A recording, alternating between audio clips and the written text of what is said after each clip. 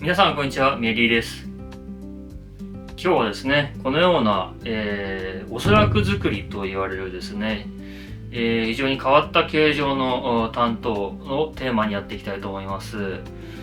結構この形状は人気なんですね。その理由と、それから、持つのであればどのような注意が必要かというところをですね、お話ししていきたいと思います。よろしくお願いいたします。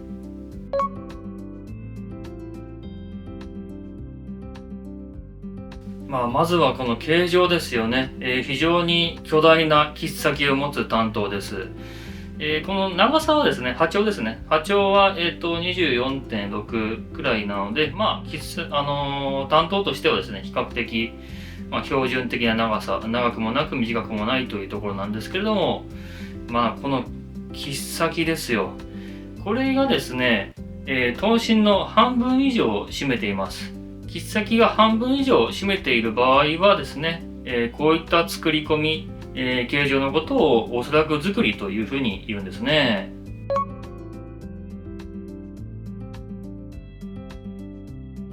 形状を表す名前も非常に独特ですよね。おそらくって何だろうなっていうところですけれども、理由の一つとしてはですね、武田信玄の、指し世にですね、こういった形状の担当があったそうです。で、その担当にはですね、ひらがなでおそらくというふうに、文字が切られていたんですね。そのおそらくという言葉を関して、おそらく作りというふうに言われております。なぜおそらくと切ったかについては、おそらくこんな作り込みは他にないという意味で切られたと推測されています。で、信玄が持っていたですね、おそらく作りの担当は、反りが深いんですけれども、新進時にも、流行ったというんですかね、数多くこういった、おそらく作りの担当が打たれました。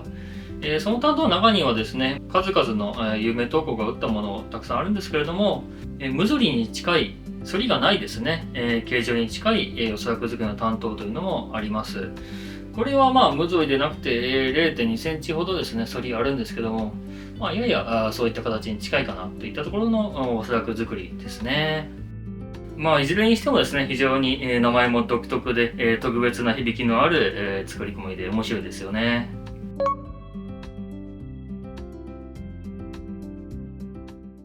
で、なぜ人気が出るのか、その理由としてはもちろんこの見た目のインパクトでございますね。こちらに標準的なサイズの担当がありますけれども、見比べてみても全然その身幅、そして、切っ先の迫力ですね、全く違いますよね。この辺りのその攻撃的なイメージ、こう相手を威圧するかのようなこの大きな切っ先というのがですね、一つ大きなやはり魅力ですよね。これが人気の秘訣となっております。やはりこうして比べてみてもですね、凄さが簡単に分かりやすいというんですかね、刀のこう専門的な知識を持っている人でなくても、パッと見ですごい迫力を感じるという意味でですね、非常に人気でもあります。こういう担当もですね、いいんですけれども、なかなかですね、こう専門的な知識を持っていて、刀の趣味を長くやっている方でないとですね、見た目のインパクトというのはありませんから、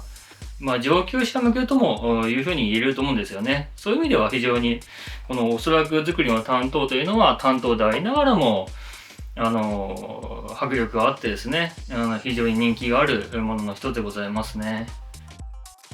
非常に奇抜で変わった見た目なんですけれども、この形状にはですね、その独特の調和がやっぱりあるんですよね。横手筋ですね、このラインここに切ってありますけれども、ここにですね、この横手筋のラインがなかったら、なんともこう不格好で寸胴な担当になってしまうんですよね。ここに横手筋があるからこそ、形状としてデザインとして成立しているというような、やっぱり独特な調和がこの担当にあるなというふうに、私今回感じています。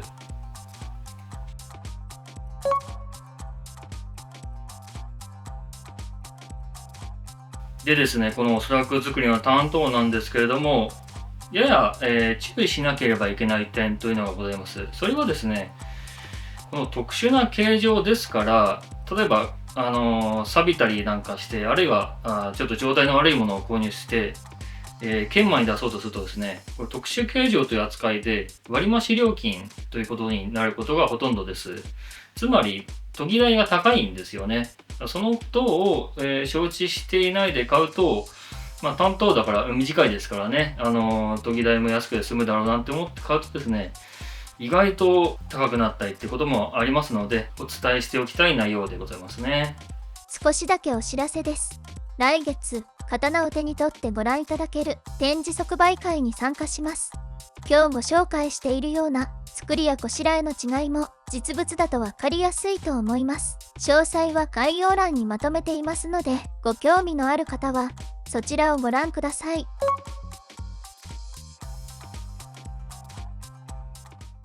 そしてですね、この刀で一番印象的なのはこのこしらえかもしれません。刀身はですね、非常に迫力があって、ややもう恐ろしさすら感じてしまうような迫力がある刀身なんですが、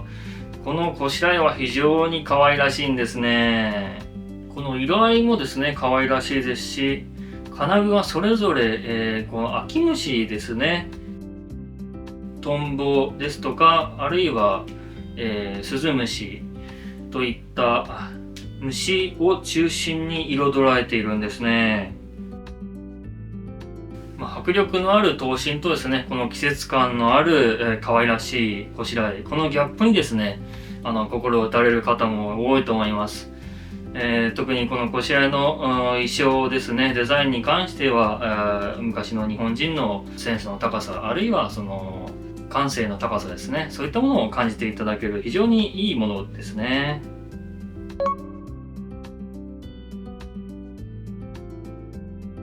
最後にですね、1点だけ補足でございます。この刀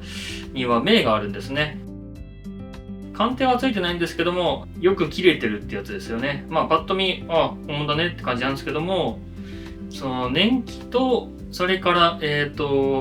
字ですね、河合久之という投稿の銘が切られてるんですけども、その雪の字がややちょっと気になるんです。なんでこれについてはですね、詳しくは私のホームページの概要欄の方に載せておりますので、そちらにですね、ちょっとご確認いただければというふうに思います。ただしですね、今回はその銘の昇進を問う回ではなく、この扇先の、迫力あるおそらく作りの姿と味わい深い可愛らしい、こしらえを、見ていただくという回ですので、そちらをですね、堪能いただければと思います。それでは今日もご視聴ありがとうございました。